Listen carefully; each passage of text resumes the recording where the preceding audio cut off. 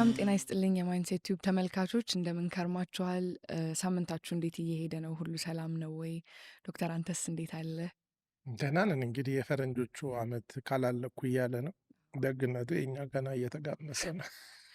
የኛ ቆይቷል ከጀመረ ለዛ። አዎ እንግዲህ አንዱ ሲጋመስ አንዱ ሲጀምር እንግዲህ ሁሌ አዲስ አመት ይኖራል ማለት ነው። ግን አሁን በተለይ ያው በሰው እዚህም ሀገር የፈረንጆቹን ካሌንደር ይጠቀማል። አይ ቲንክ ያው ኢቨንቹዋሊ እንግዲህ ከኢንተርናሽናል ኮሚኒቲ ጋር አብረን መስራት መኖር ስንጀምር የበዓላት ብቻ ሳይሆን በተለይ ካሌንደር ውህደት ይኖራል። አክቹዋሊ እኛ ሀገር የባጀት አመቱም ሰኔ ላይ ብቻ ሳይሆን ታህሳስ ማለቂያ ላይ የሚጨርሱ መስሪያ ቤቶችም አሉ።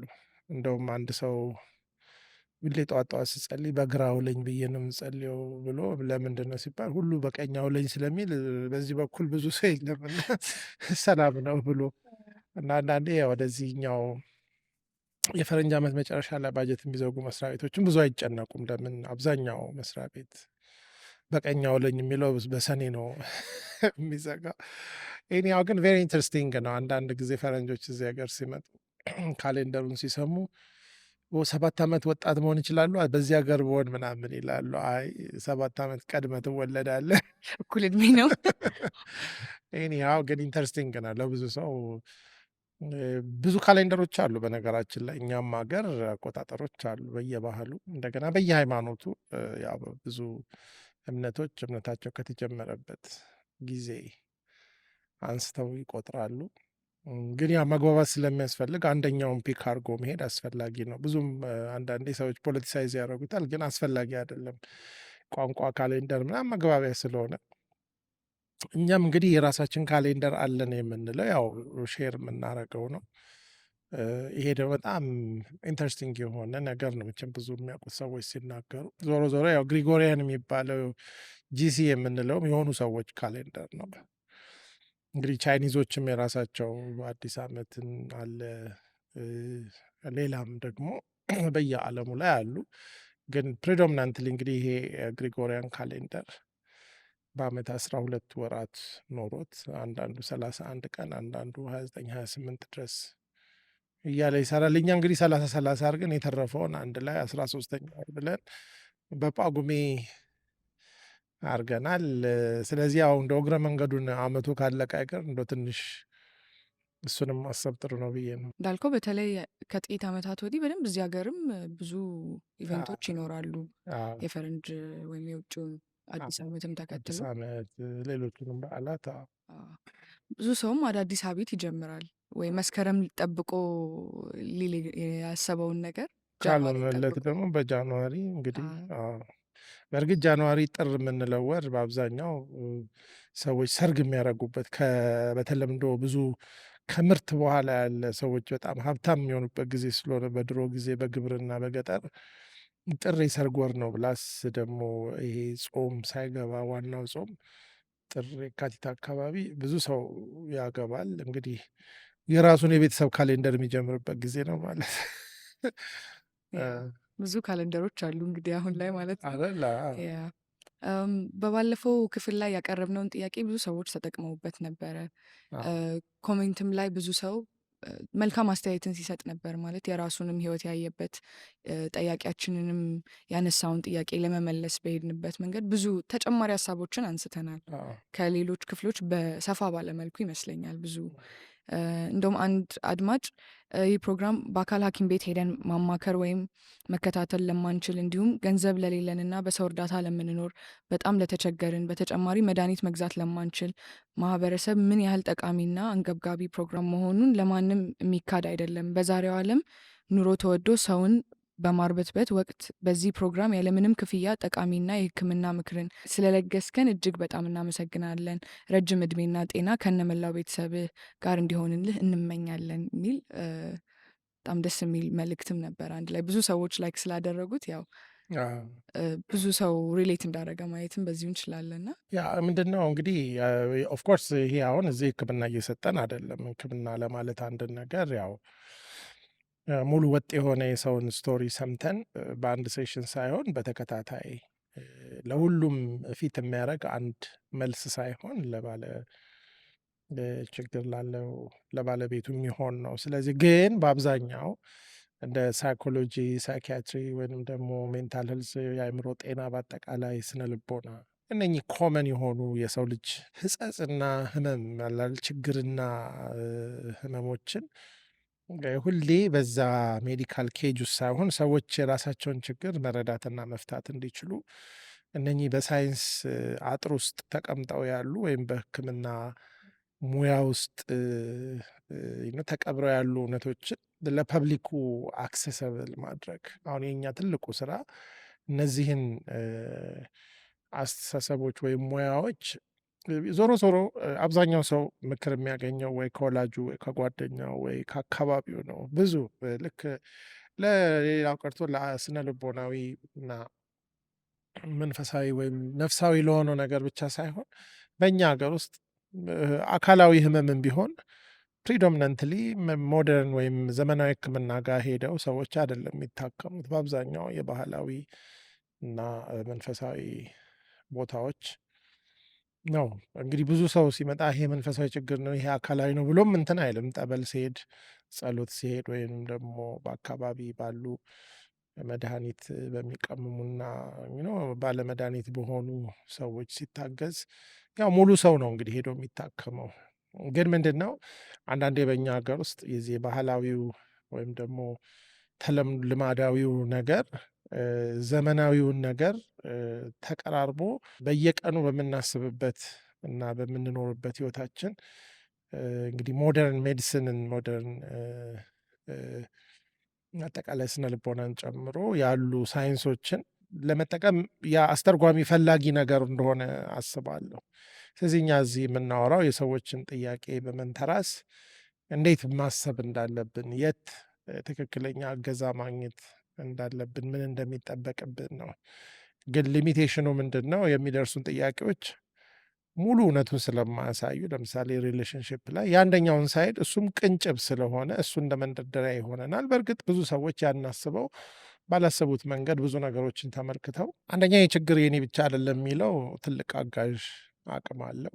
ሁለተኛ ያን ነገር ምን ሊሆን ይችላል የሚለውን ስፔክትረሙን ወይም ደግሞ ከእስከውን ማየት እንዲችሉ ይረዳል። እና ልክ ነው። ይሄንን እውቀትን ሜይንስትሪም ወይም ደግሞ ወደ ዋናው ማህበረሰባዊ እይታ ማስገባትም ነው። ስለዚህ ተመልካቻችን ያው የሰጡንን አፕሪሺዬሽን በጣም በዛ ያለ ቢሆንም እኛም ፖዚቲቭሊ ያ ቤተሰብ ሲሉ የዚህ ማይንድሴትን ቤተሰብ ይመስለኛል ይሆናል። እንደዛ ነው ማለት ነው።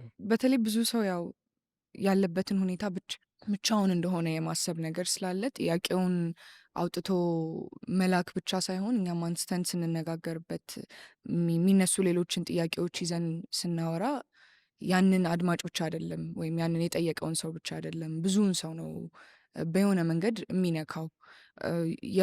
ራሱን ባያገኝ እንኳን ጥያቄ ውስጥ ወይ ያለበትን ሁኔታ እንኳን ባያገኝ ሌሎችን የመረዳት ነገር ሰው በራሱ ውስጥ ማግኘት ይችላል። እንደዚህ አይነት ሁኔታ ውስጥ ላለ ሰው እኔስ ምክር ምን እሰጣለሁ ብሎ አስተያየቱንም እንዲያሰፋ የሚያደርግ ይመስለኛል። አዎ ከዛም ጋር አብሮ እንግዲህ አንዳንድ ጊዜ በእንደዚህ አይነት መድረክ ላይ ወይም በፐብሊክ ስፊር ውስጥ ገብተው የማይወሩ የሚመስሉ ነገሮችን አንዳንድ ሰው ጠይቋቸው ከዛ ነገሩን ፈታተን ወይንም ደግሞ ሰዋዊ በሆነ መንገድ ስናወራው እንግዲህ ካልቸራችንንም በጣም ዝግና ድብቅ ከመሆን ኢቨንቹዋሊ ሞር ኦፕን የሆነ ካልቸር እንዲኖረን ብዙ ጉዳዮች ያን ያህል ሚስጥር ስላልሆኑ ገበናም የምንላቸው ነገሮች አንዳንዶቹ ገበና አይደሉም፣ የጋራ ችግር ናቸው።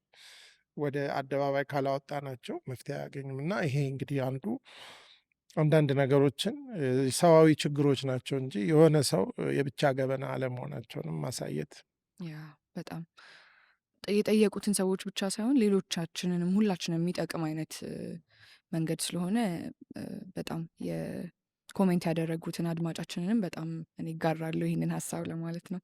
ወደ ዛሬው ጥያቄ ስናልፍ ያው እስካሁን ባለው ብዙ ከፍቅር ጋር ከትዳር ጋር ከልጅ ጋራ ባለፉት 2-3 ክፍሎች በዛ ጋር ተያይዘን ነበር የቆየ ነው እና በአሁን ትንሽ ወደ ወጣት እድሜ ላይ ወዳሉ ሰዎች ነው ጥያቄው የሚያተኩረው። ጠያቂው ወይም ጠያቂያችን ሴት ወይም ወንድ እንደሆኑ ብዙም ባይገልጽም ከትምህርት ጋር ተያይዞ ያለን ጭንቀትና ስትረስ ያነሳሉ እና ቅድም ብቻቸውን እንዳልሆኑ ጠያቂዎቻችን የማወቅ እድል አላቸው ጥያቄውን እዚህ ጋር ሲያመጡ የሚለውን ስላነሳ እኔም ባለፍኩበት በትምህርት መንገድ ውስጥ ኤክስፔሪየንስ ያደረግኩትን ከሌሎችም ደግሞ የሚያዩትን አይነት ሀሳብ ያነሳልና ወደ ጥያቄው ብናልፍ ጥሩ ነው።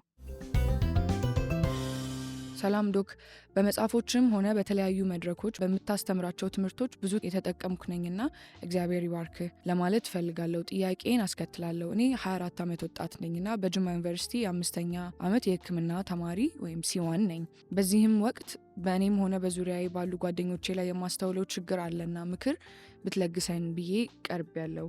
ሜዲካል ስኩል ውስጥ ያለን አብዛኞቻችን በአንድም ሆነ በሌላ በራሳችን ፍላጎት የገባንበት ህይወት ቢሆንም እያደር ግን ለስሜትም ለአካልም የሚያደክም ከመደበኛው ህይወት የሚነጥል ወጥመድ የሆነ ይመስለኛል።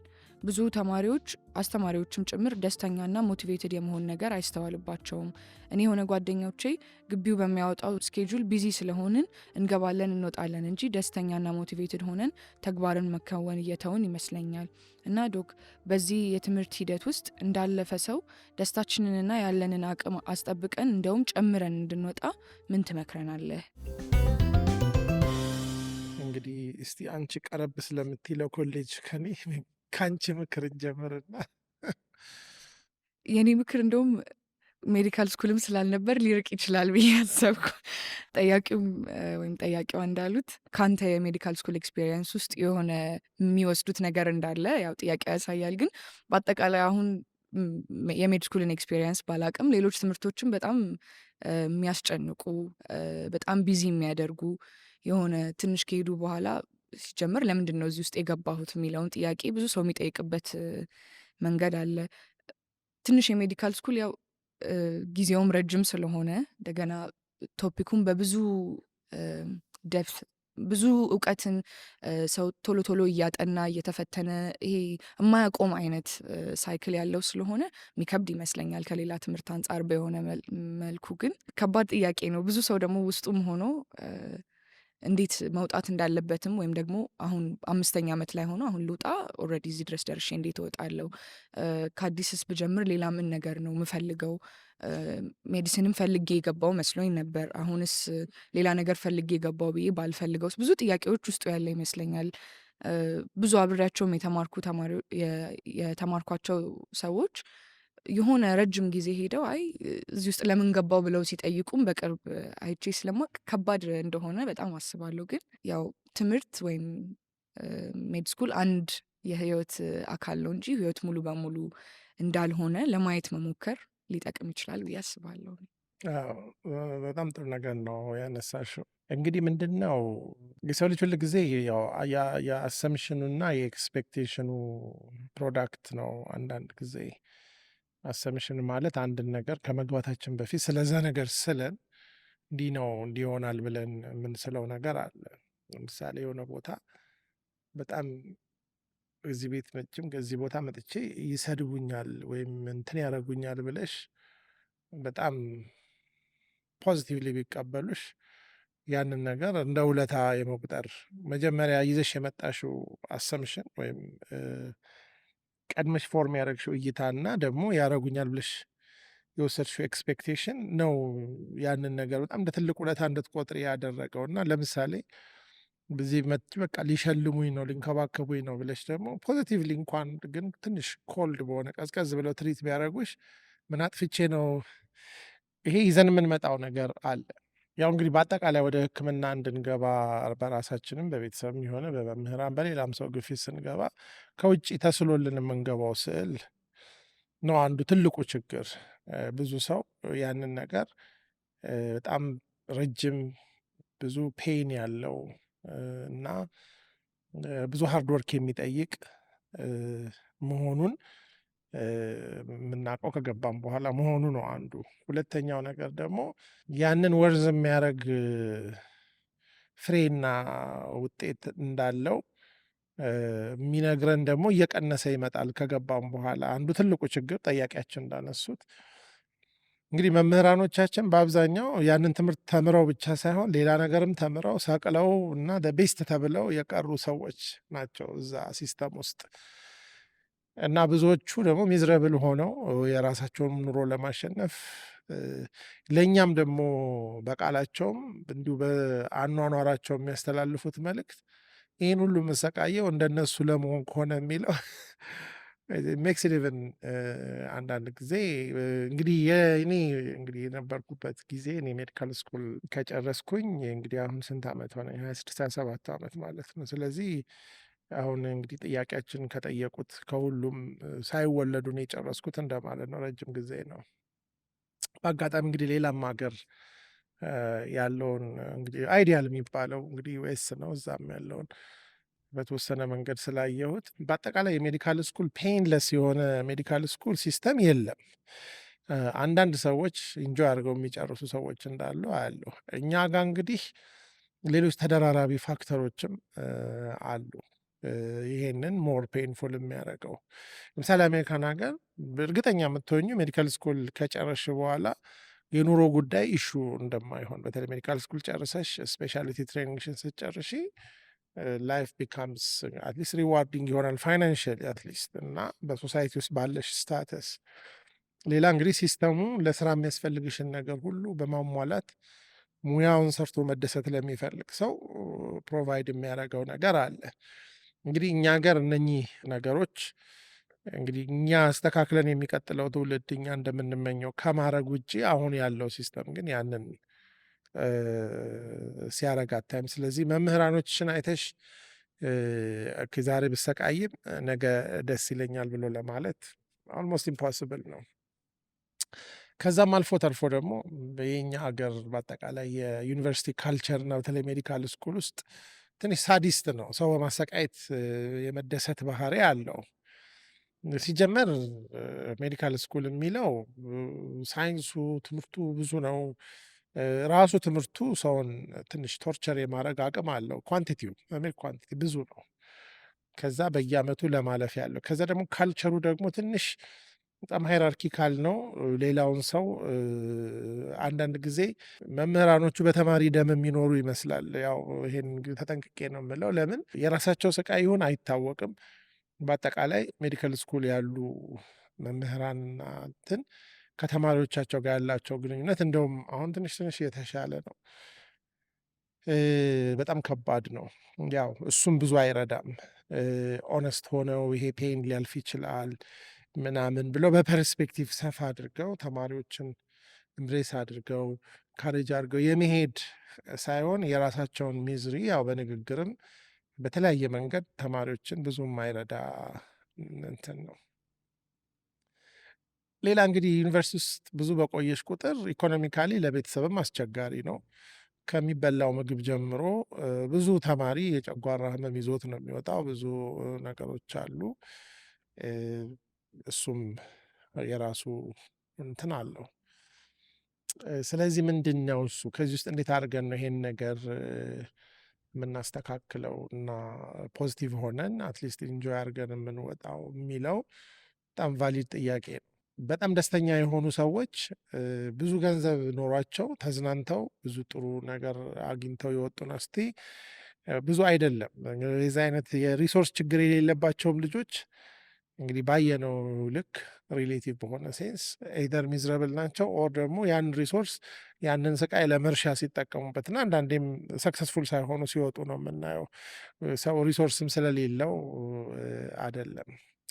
አንዳንድ ጊዜ ነው ያንን ስቃይ ለመርሳት ልጆች በጣም መንፈሳዊ ወደሆነው ነገር ውስጥ ይገቡና ስራውን ስለማይሰሩ ሰክሰስፉል አይሆንም። ያው እግዜርም ወርዶ አይማርልሽም ማለት ነው። ዩ ቱ ለርን ራስሽ ገብተሽ መማር አለብሽ። ኦፍኮርስ መንፈሳዊነት አይጠቅምም ማለት ሳይሆን አይተካም።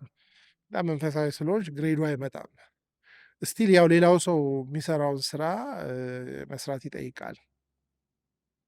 እኔ ያየሁት ምንድን ነው አንድ የሰው ልጅ አልቲሜትሊ ምንድን ነው የሚፈልገው፣ ምንድን ነው የሰው ልጅ ጥልቅ ፍላጎት ምንድን ነው የሚለው ላይ ብዙ አርጊመንቶች አሉ።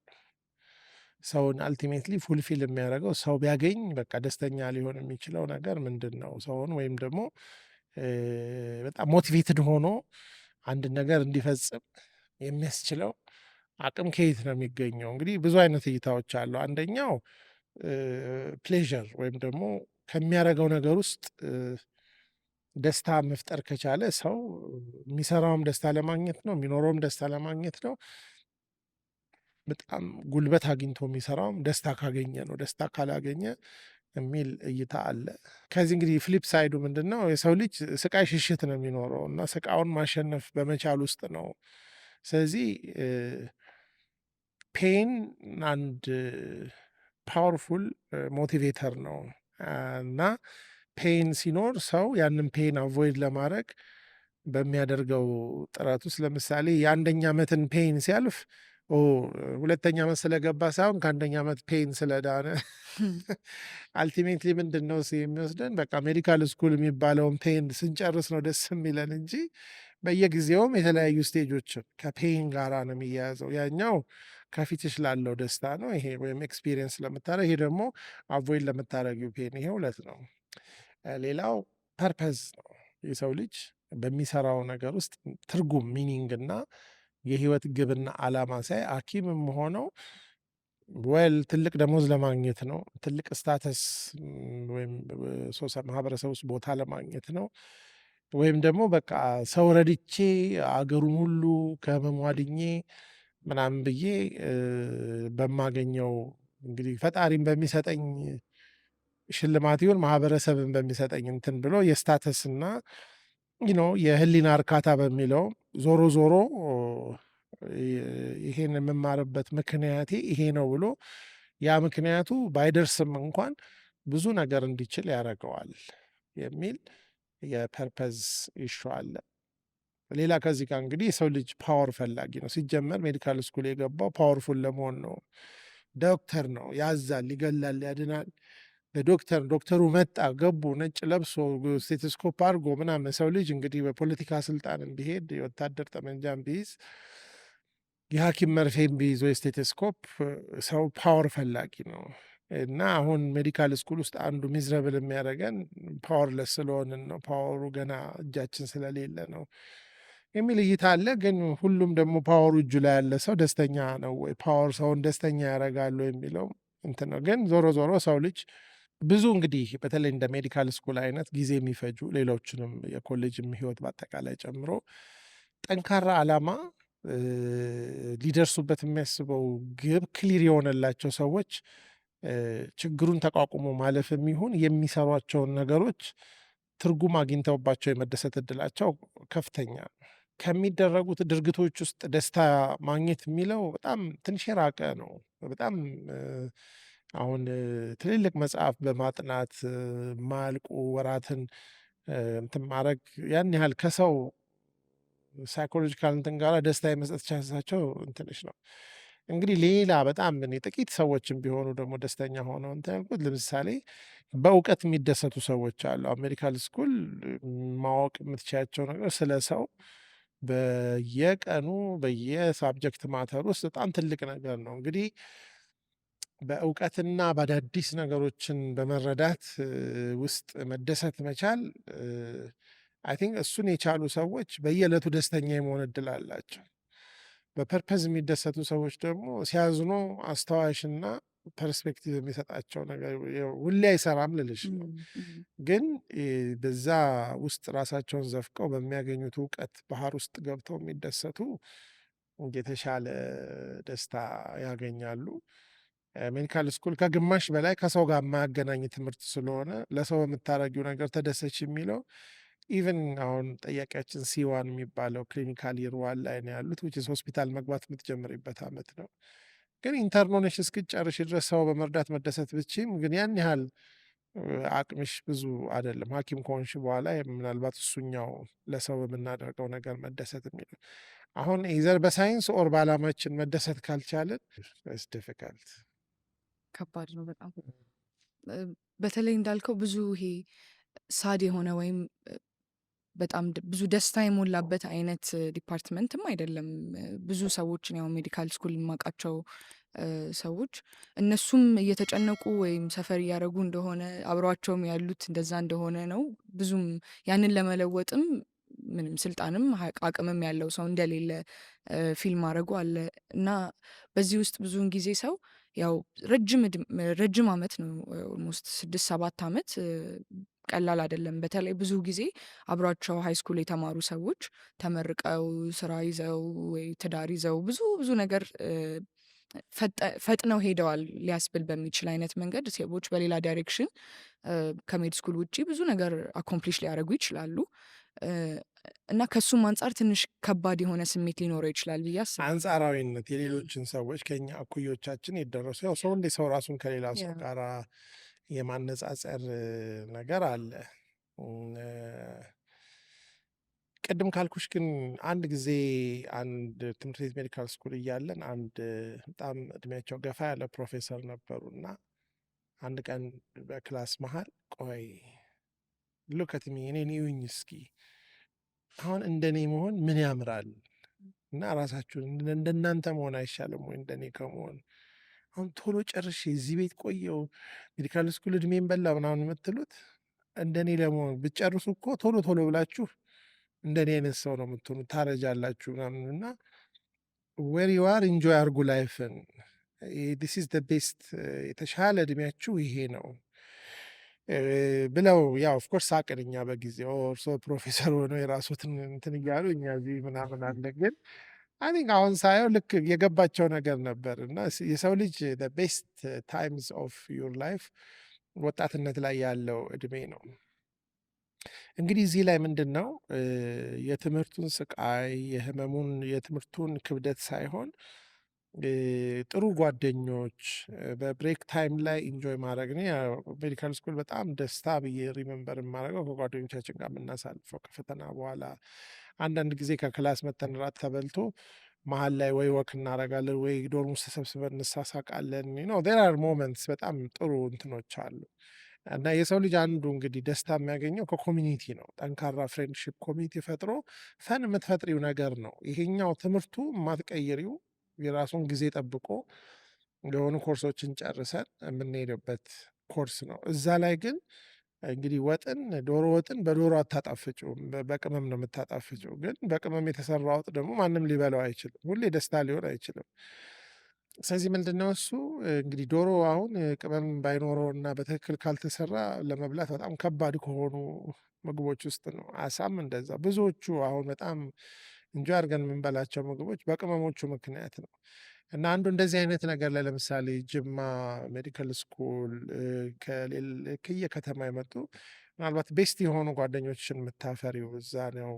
አብረሽ ፈን ማድረግ ትቻለሽ። ቢኮዝ ወጣትነት ብዙ ነገር አይፈልግም ደስታን ለመፍጠር ተሰብስቦ መሳሳቅ ራሱ እንትን ያደርጋል። እና ምናልባት አንዱ ጆርኒውን ኢንጆይ ማድረግ ይሄ በምናልፍበት ጊዜ ከተወሰነ ዓመት በኋላ እሱን ብትፈልጊውም አታገኘው እና ምናልባት ቤስት ይርስ ኦፍ ዩር ላይፍ እንዲሆን የሚያደርገው ራስን ሚዝሪ ውስጥ መደበቅ ሳይሆን ከሌሎች ጋር ኢቭን የሚባለው ደስታ ስታካፊው እጥፍ ይሆናል አይደል? ደግሞ ይሄ ሚዝሪ፣ ሀዘን፣ ችግር፣ ጭንቀቱ ደግሞ ስታካፊው በግማሽ ይቀንሳል ይባላል። እና አንዱ ሜዲካል ስኩል ላይ ያለው ቻሌንጅ ምንድነው? ሁሉም ችግር ውስጥ ተደብቆ ነው የሚኖረው። በጣም ፈን የሚኖራቸው እና የተሻለ አቅም የሚኖራቸው ልጆች ብዙ ጊዜ ማህበራዊ ህይወታቸው ጥሩ የሆነ ነው። በነገራችን ላይ ሜዲካል ስኩል አንዱ ትልቁ ችግሩ ምንድን ነው? ከሜዲካል ስኩል ስጨርሺ በማህበራዊ ህይወትና ብስለት የሃይስኩል ተማሪ ሆነች ነው የምትወጪው። ከሌላው ሶሻል ሳይንስ ምን ከተማሩ ብዙ ጊዜ የህክምና ግራጁዌቶች የማህበራዊ ህይወትና ማህበራዊ ክህሎታቸው በጣም እንትን ነው አናሳ ነው። ለምን መጽሐፍ ውስጥ ተቀብረው ትምህርት ቤቱ እንግዲህ ከ19 ዓመትሽ እስከ 24 25 ዓመትሽ ያለው በጣም ፕራይም ታይም ነው ብዙን የሚወስደው። ኢንቴንሽናሊ ማህበራዊ ህይወቱን አስፍቶ ላይፍን ኢንጆይ ለማድረግ ያልተማረ ከዛ ደግሞ ስትወጪ ገጠር ትሄጂና በአንድ ጊዜ የሆነ አይነት ሪስፖንሲቢሊቲ ሆስፒታል ውስጥ ገብተሽ ወጣት መሆን አለበዚያ ደግሞ ሰው የሚሰጥሽ ቦታ አለ። ከዛ ደግሞ ሳታስቢ ወደ ስፔሻሊቲ ትሬኒንግ ትመጫለሽ። 3 ዓመት ቢፎር 30 ዓመት ይሆንሻል። ስለዚህ በህክምና ፓዝ ውስጥ በተለይ ያሉ በአጠቃላይ በኮሌጅ ህይወት ውስጥ የቀጠሮ ህይወት መሆን የለበትም። ስጨርስ እንዲያገኛለሁ ከሚለው ይልቅ ጆርኒውን ወይም ደግሞ የትምህርት ጉዞ ላይ የራስን ደስታ ሂር ኤንድ ዜር በትናንሽ ነገሮች መፍጠር የሚለውም ምናልባት በጣም ጥሩ ሀሳብ ይመስለኛል። አሁን ብዙ ጊዜ ከትምህርት ውጪ ራሱ አሁን ሰው አንድ ላይ የሆነ ቦታ ትራቭል ሲያደርግ ወይ የሆነ የሚያስደነግጥ ወይ የሚያስፈራ ወይ የሆነ ከቦት ብቻውን ያ ሰው የሆነ ግሩፕ የሚያልፍባቸው ሁኔታዎች በጣም የማቀራረብ ከዛ ደግሞ ካለው ማስፈራት ወይ ካለው ችግር ይልቅ እዛ ውስጥ ያለውን ፍቅር መግባባት ምናምን ሞር ቫሊዩ እያደረገ ሰው ፖዘቲቭ የሆነ እይታ ሊኖረው በጣም ይችላል። አዎ ልክ ነው። ሌላ እንግዲህ እንዲያው ይህንን ፕሮግራም የሚያዳምጡ ከሆነ ብዙ የሕክምና ትምህርት ቤት ላይ ያሉ መምህራኖችና ከተማሪዎች ጋር ሲኒየር ተማሪዎችንም ጨምሮ የሌሎችን ህይወት ደስተኛ ለማድረግ ያላቸው ፓወር ትንሽ አይደለም። ልክ በዛው ልክ የሌሎችን ህይወት ሚዝረብል የማድረግ አሁን ጠያቂያችን 5ኛ ዓመት እኔ ደስ አላለኝም ከማለት 2ኛ፣ 3ኛ፣ 4ኛ ዓመት 5ኛ ዓመት ተማሪ በሆነ መንገድ ቢያግዛቸውና ፐርስፔክቲቭ ቢሰጣቸው ደስተኛ ይሆናሉ።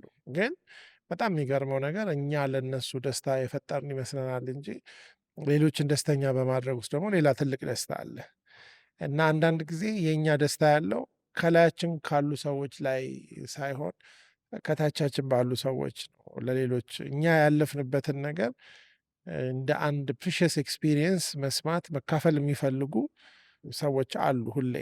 ሁሌ ግን 5ኛ ዓመት የሆነው ወይ ኢንተርን የሆነ ሰው ወይም ስፔሻሊቲ ትሬኒንግ ላይ ወይም ደግሞ ራሱ ሲኒየር ሐኪሙ የሆነ ነገር ቢያደርግ ደስተኛ ይሆናል፣ ሰላም ቢለው እንኳን ሌላው ቀርቶ። አንዳንድ ጊዜ ወደ ታች ሄደን ለሌሎች በማድረግ በተለይ ጁኒየሮቻችን ለሆኑ ተማሪዎች ማገዝና የእነሱን ህይወት ኢዚየር ማድረግ እነሱንም ደስተኛ ያደርጋል። ከዛ አዲስ ካልቸር እየፈጠርን እንመጣለን። አክቹዋሊ የሰው ልጅ ደስታ ተደብቆ የሚኖረው ሌላ ሰው ውስጥ መሆኑን ማወቅ፣ ያ ሰው ደግሞ የሚያደርግልን ሰው ውስጥ ሳይሆን ያለው የምናደርግለት ሰው። ሁልጊዜ ሰው ምን ተደረገልኝ በሚለው ውስጥ ላይረካ ይችላል። ግን ሁላችንም ከኛ ቀጥሎ ለሚመጡት ሰዎች ኢቨን 1ኛ ዓመት ሜዲካል ስኩል ያሉ ሰዎች ፕሪሜድ ወይም ሃይ ስኩል ላሉ በሚያደርጉት ነገር ውስጥ ትልቅ ደስታ አለ እና አንዳንዴ ይሄኛውን የደስታ ምንጭ ለሰው ማድረግ በምንችለው የምናገኘውን ደስታ እንረሳለን እና በጣም ፓወርፉል ነው ለማለት ነው። ሞቲቬት ከማድረግም ተጨማሪ እውነታውን መናገርም የሚጠቅም ይመስለኛል። እንዳልከው ከ1ኛ ዓመት 2ኛ ዓመት የሆነ አዲስ ሪያሊቲ ሊኖረው ይችላል በሆነ መጠን እና ያንንም ይሄ ነው የሚጠብቃችሁ የሚለውን በሆነ መጠን መናገሩ ራሱ ጥሩ ያ ሰው እንዲዘጋጅ ያደርጋል። ከስር ያሉት ሰዎች በተለይ እንደውም አያይዤ ብናነሳው ደስ የሚለኝ በዚህ ውስጥ ቅድም ላይ አንስተዋል። ያው አንድ ስፒሪቹዋሊቲ ወይም ደግሞ መንፈሳዊነት አንድ መንገድ ሊሆን ይችላል። ሰው እንደዚህ አይነት የሚያስጨንቅ ወይም ደግሞ ብዙ ስትረስ ያለበትን የህይወት ክፍል የሚያልፍበት መንገድ ሊሆን ይችላል። ያው መጠነኛ በሆነ መንገድ ሁሉም ብዙ ነገር አለው። መንፈሳዊ የሆነ ህይወት ወይም ከእግዚአብሔር ጋር ባለሽ ግንኙነት ውስጥ አንደኛ ከሰውነት በላይ በተለይ እንደ ሕክምና አይነት የፈጣሪ ሮል ያለው ነገር ስለሆነ የምንሰራውን ስራ መንፈሳዊ ትርጉም ይሰጠዋል። ሁለተኛ መንፈሳዊ ኮሚኒቲ ይሰጥሻል፣ የተለየ ኮሚኒቲ። ከዛ ሜዲካል ስኩል እስከምታውቂው እሱ ብዙ ጊዜ ሰዎችን አንዱ ስትሮንግ ኮሚኒቲ ያላቸው ሰዎች ናቸው ደስተኛ የሚሆኑት። እንደዛ አይነት ሌሎችን የሚያገል ሳይሆን እኛን የሚጠቅም ያው ሁለቱ የተለያየ ነገር ስለሆነ ይሄ በጣም እንትን ነው። ሌላው ብዙ ጊዜ ከኮሚኒቲ ጋር አንጻር ሲነሳ ሜዲካል ስኩል የሚሆን ሌሎች ኮሌጆች ውስጥ እንደ አርት፣ ስፖርት፣ ኔቸር አይነት ነገሮች ጋር ርቀን ነው የምንኖረው። የሰው ልጅ ደግሞ በቀላሉ ስሜቱን ሊኮረኩሩ ከሚችሉት ነገር መካከል ለምሳሌ የስነ ጽሁፍ ምሽት ሊሆን ይችላል፣ ወይም የአርቲስቲክ እንትን ምሽት ሰው ታለንቱን የሚያሳይበት ከሕክምና ውጭ የስፖርት ውድድር ሊሆን ይችላል። ኔቸርን የማድነቅ ወጣ ብሎ ወይም ጦጦ ሊሆን ይችላል። ጅማ በጣም የጫካ ሀገር እንደሆነ አውቃለሁ። ከቡና ከፍራፍሬ ከገበሬዎች ጋር ይሄ ራስን ከሁሌ ከለመድነውና ካሰለቸን ዓለም የምናላቀቅበት መንገድ ሀዘንን ማጥፋት ሳይሆን መስበር ነው። ሁሌ ጥሩ ኢፍ ዩ ብሬክ ዩር ቦርደም ወይም ስልችነትን፣ ጭንቀትን ወይም ደግሞ የሆነ ማንዴን የሆነው ሩቲን የሆነውን ነገር ስንሰብረው ፍሬሽነስ አለ። እነዛን ነገሮች ሊያመጡ ከሚችሉ ነገሮች ደግሞ አንዱ አሁን ያልኳቸው ነገሮች ሊሆን ይችላል እና ትናንሽ የሆኑ ደስታዎችን ደግሞ በጣም ኢንጆይ ለማድረግ መሞከር የሚጠቅም ይመስለኛል። ሙዚቃም እንዳልከው አሁን አርት ብዙ ፕሮግራም ወይ ስኬጁል ተደርጎ የሚደረግ ነገር ላይሆን ይችላል። ግን ትንሽም ቢሆን በቀን ውስጥ የሆነ ቅመም እንዳልከው የሚጨምርልን ነገር ማድረግ በጣም ይጠቅማል። ያው አንድ ከዚህ ጋር የሚያያዝ ያለኝ እንደ መጠቅለያም ልንጠቀመው የምንችል ሀሳብ ያው እዚህ ውስጥ ሲስተሙ ውስጥ ያለ ሰው ሲስተሙን መቀየር የሚለው በጣም ትልቅ ጥያቄ ሊሆን ይችላል። ያው ማለት እኔ እዚህ አንደኛው ዩኒቨርሲቲ ውስጥ ያለው አንድ የሰርተን አመት ተማሪ ነኝ እንጂ ሙሉውን እንዴት ልቀይረው የሚለው እንዳለ ነው። ግን እንዴት ኮንትሪቢዩት ማድረግ ይችላል እንዳልከው ከስር ላለው ሰው የሆነ ነገር ማድረግ ሊሆን ይችላል። ግን እነዚህን ነገሮች ወደ አክሽን ለመውሰድ አሁን ላይ በተለይ ላሉ ወጣቶች በተለያየ ሜዲካል ትምህርት ጨርሰውም ሊሆን ይችላል፣ ገና እየጀመሩ መሀል ላይም ያሉ በሆነ መንገድ ለሚቀጥለው ጀኔሬሽን የተሻለ እንዲሆን ሲስተሙን ከመለወጥ አንጻር ምን ማድረግ ይቻላል? እንግዲህ አንድ አባባል አለ፣ ከሁሉም የተሻለ ነገን ለማወቅ ልንጠቀምበት የሚገባ መንገድ ነገን መፍጠር በቤስት ዌይ ቱ ፕሬዲክት ቱሞሮ ኢዝ ቱ ክሬት ኢት ነው። ትላንትናና ዛሬ ላይ የተፈጠረውን ነገር እኛ አልፈጠር ነው፣ ግን እኛ ስላልፈጠር ነው አልተመቸንም።